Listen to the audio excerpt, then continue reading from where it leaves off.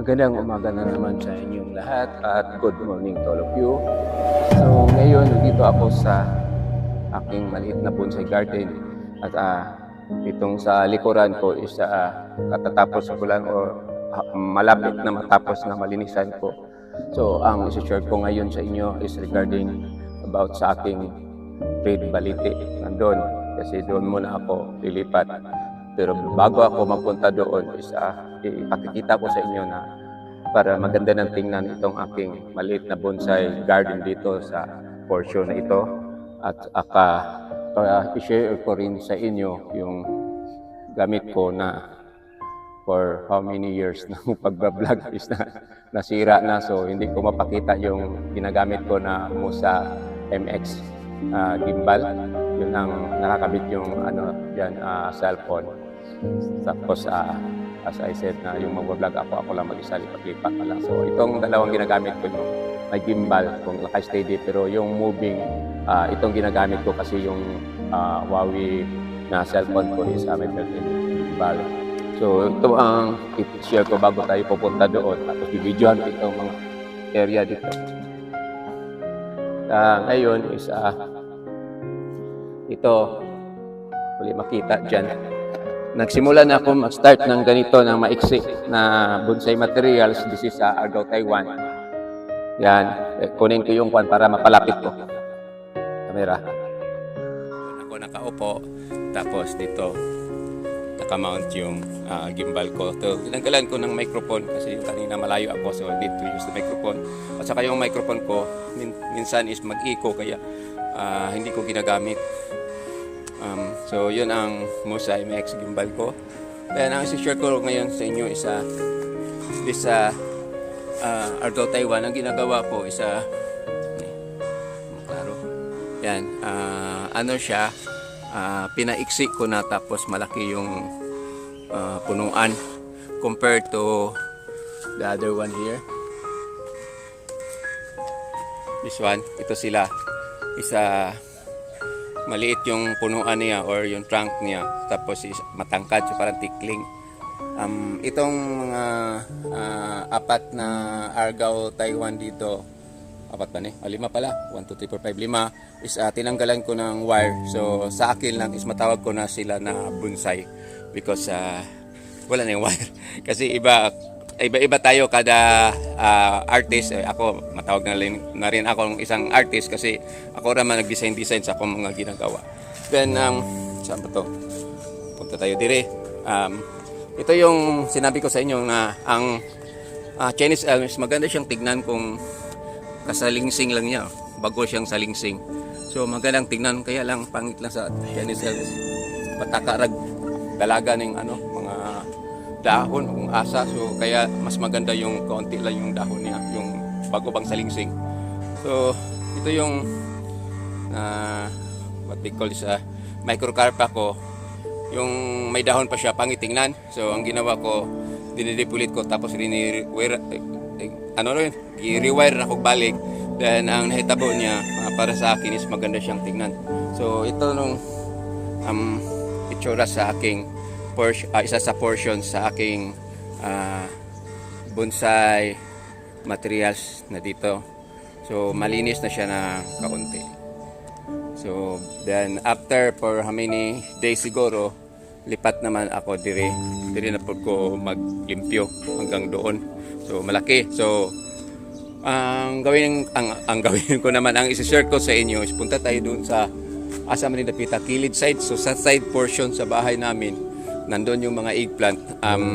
Yun ang isi-share ko sa inyo at yun ang i-depolit ko, tapos tanggalan ko ng mga wire para matawag ko na rin po. So, hindi na ako magbalik ng wire. Tama na yung form niya para sa akin. So i-share ko sa inyo, punta tayo doon. So nandito na tayo sa bandang kilid. So just hope na makita tani.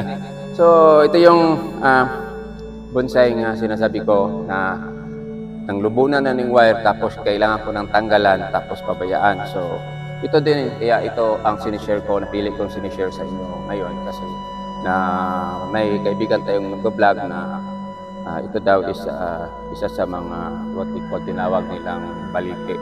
pero sa amin is called is dalakit. Ang sabi niya is may marami daw masamang elemento dito na nakatira sa puno dito. Tapos papakuan daw ng bronze na pako. So sa atin is kanya-kanya tayong paniniwala. So far naging matanda na ako, tapos wala pa man ko kabantay kung naabay masamang elemento. So siguro mayroon kasi nangabutas naman, nangadunot pa. So may masamang elemento na pumasok sa katawan nitong puno. Elemento, matawag din natin yung elemento yun. So yung kanya-kanya tayong paniniwala, may maniniwala ng ganyan, may mga tao naman hindi maniwala ng ganyan. So ngayon, ang gagawin ko dito is putulin itong mga sagabal na mga halaman sa gilid. It is eggplant, para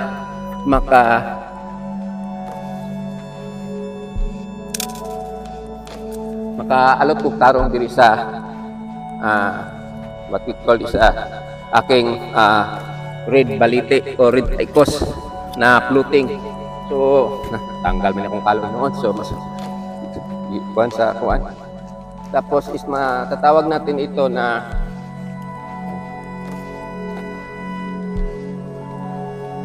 tawag yun floating, limot ako kung tapos sultes, gina lang. So matagal na ito sa akin. Tapos ang nangyari is mabuti lang hindi ko pinutol yung maliit na sanga dito, sanga ugat dito sa likurang banda side, kasi pag pinutol ko pa yon patay na rin siya. So itong yung pinakamalaki niya na ugat na napasukan o what they call is a bag, kaya kinagat, namatay. So bali 1/2 siguro dito sa puno nito is patay. So ayan, may nagsilabasan ng mga langgam na itim. So sabi la swerte daw yan. Yun na siguro ang mga elemento na nakatira dito sa puno nito. So ako sa kagunting. So ngayon, mag-start na ko magupit. Pero bago ko gupitan, i-shape ko muna ito. So tapos saka ko na lang i-defoliate.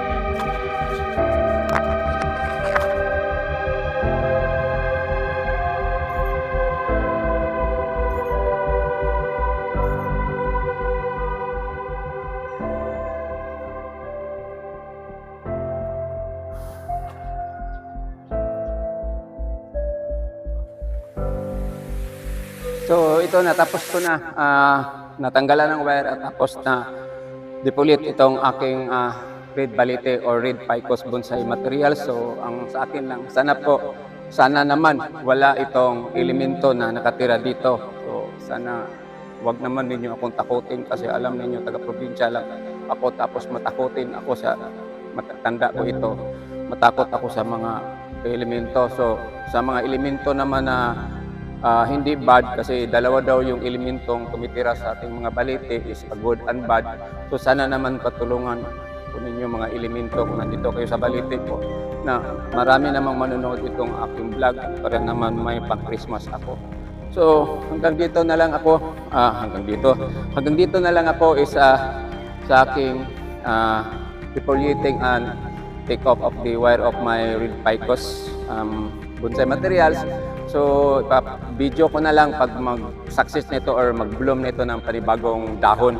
So ganito yung pag-maintain ng ating bonsai materials, rewire, wiring, defoliate, lagay ng abono, ripat, yun. So simple lang, tapos kailangan everyday dala-dalawin, kasi pag mayroong mga elemento is makabisado mo na sila, katulad dito. So I'm not sure kung mayroong nakatira or wala. So kanya-kanya man tayo paniniwala. So once again, maraming salamat sa panonood. God bless you all. Have a nice morning ahead of you. Bye-bye.